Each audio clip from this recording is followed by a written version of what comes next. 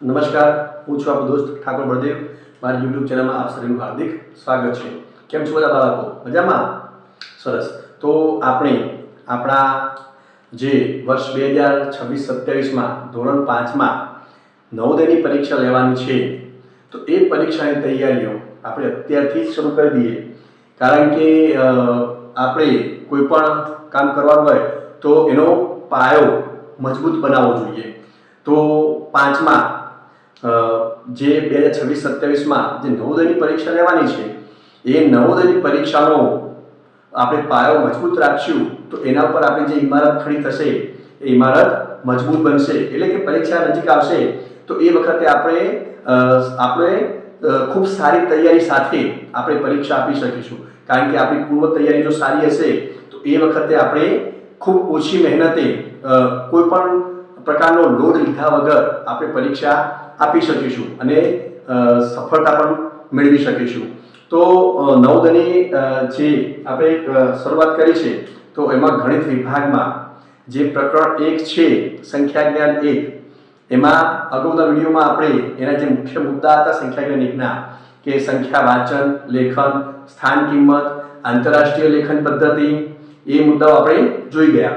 હવે આશરે શતકમાં, આશરે દશકમાં, આશરે શતકમાં સંખ્યા કઈ રીતે લખાય, હજારમાં સંખ્યા કઈ રીતે લખી શકાય, તો એ મુદ્દો આપણે જોઈશું. અહીંયા આશરે શતકમાં કે અહીંયા એક સંખ્યા આપી છે 9,56,432 ની આશરે શતકમાં લખાય.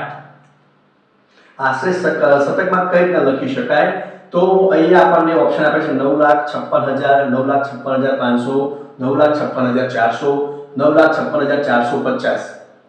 તો આમાં આપણે શું જોવાનું છે? તો આમાં આપણે શું જોવાનું છે કે એકમ, દશક, સો, સોના સ્થાનમાં કેટલા છે? 4 છે. સોના સ્થાનમાં કેટલા છે? 4.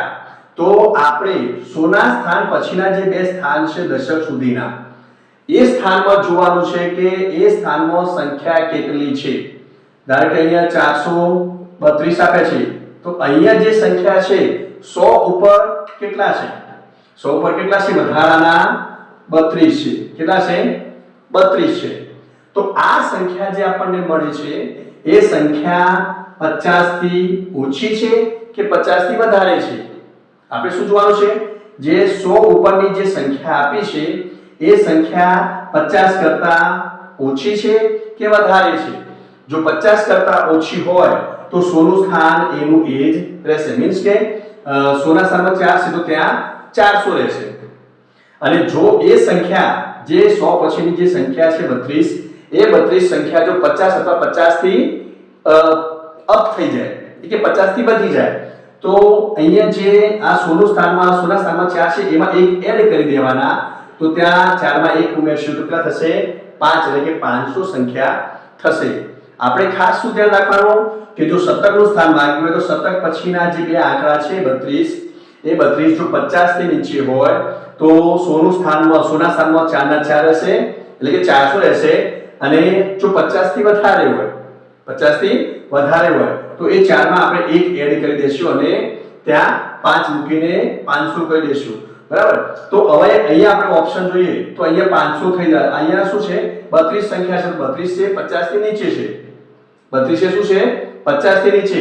તો આપણે 4 નું સ્થાન શું રહેશે? 4 ના સ્થાનમાં 4 ના 4 એટલે કે 400 થી 400 રહેશે. તો આપણે આમાં જોઈ લઈએ કે આપણો ઓપ્શન સાચો કયો છે. તો 9,56,400. તો આપણો જવાબ શું આવશે?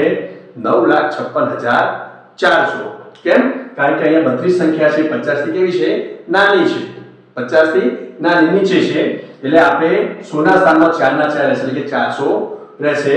એટલે 9,56,400 આપણો જવાબ આવશે. તો આ રીતના આપણે શતકનું સ્થાન, શતકના નજીકની સંખ્યા આપણે શોધી શકીએ.